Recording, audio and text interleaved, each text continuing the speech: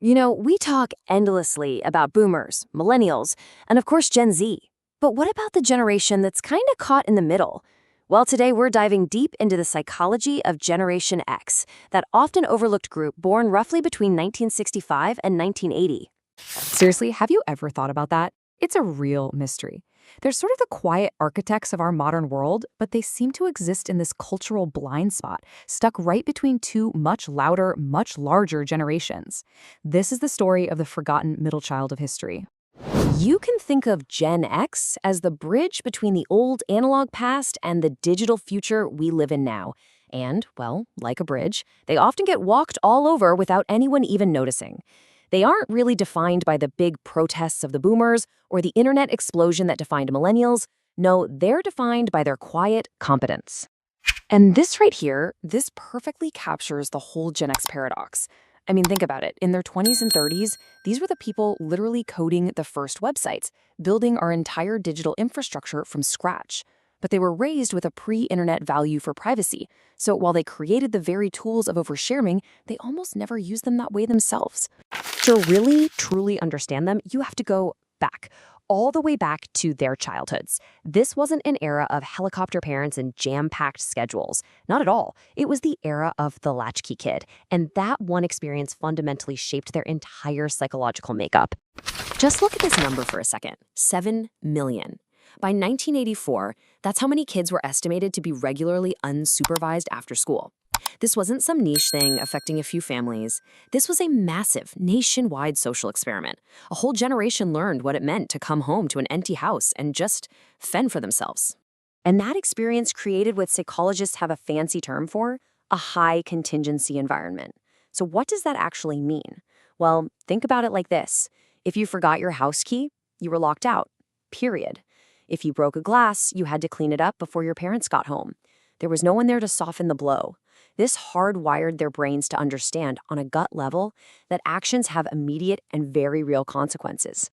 And this just illustrates that chain reaction perfectly. The empty house forced a state of what you could call radical self-reliance. You couldn't just ask for help, so you had to figure it out on your own. And that, in turn, cemented this deeply pragmatic worldview, where the link between what you do and what happens next is crystal clear. It's exactly why they tend to think 3 steps ahead of everyone else.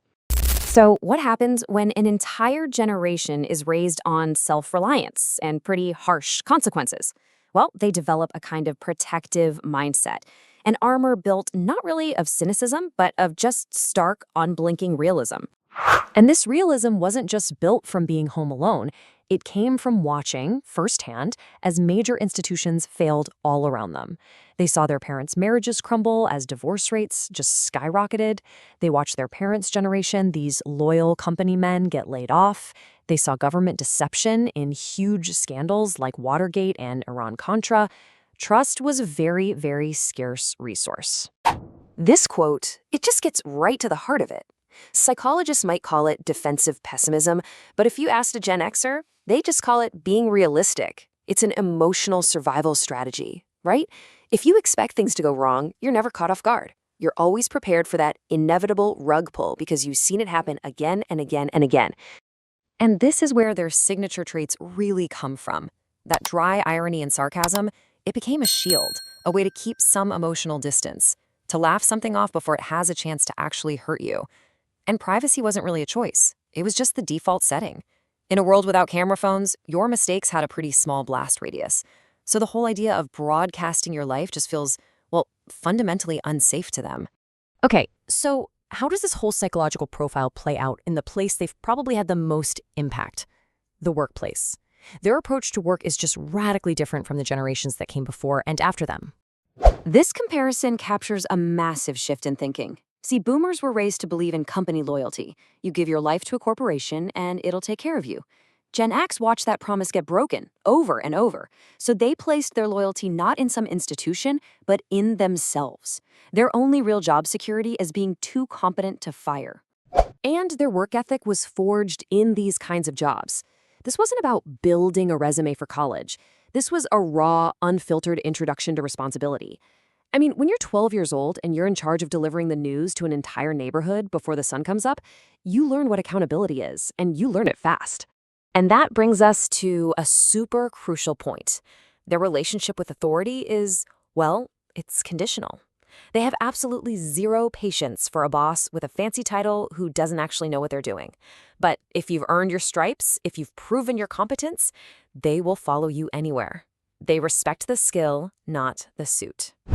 So when you put all these pieces together, it leads us to their unique, quiet, and absolutely essential role in modern history. They are, quite simply, the generation that's holding it all together. This timeline really puts it all into perspective. I mean, their childhood was purely analog. Getting information meant a trip to the library to use a card catalog. Then, as young adults, they were literally at the forefront of building our digital world. They've navigated every single major economic crisis of the last 30 years. They are fluent in both the world that was and the world that is. And think about how significant this is. Being bored meant you had to create your own entertainment. You had to solve your own problems. You had to just sit alone with your thoughts. It built this kind of resilience and an inner world that's just hard to develop when a screen is always waiting to distract you. They learned to fix things themselves because there was no YouTube tutorial to look up. And ultimately, this is the legacy of Gen X. They are the sturdy, uncelebrated bridge connecting two vastly different eras.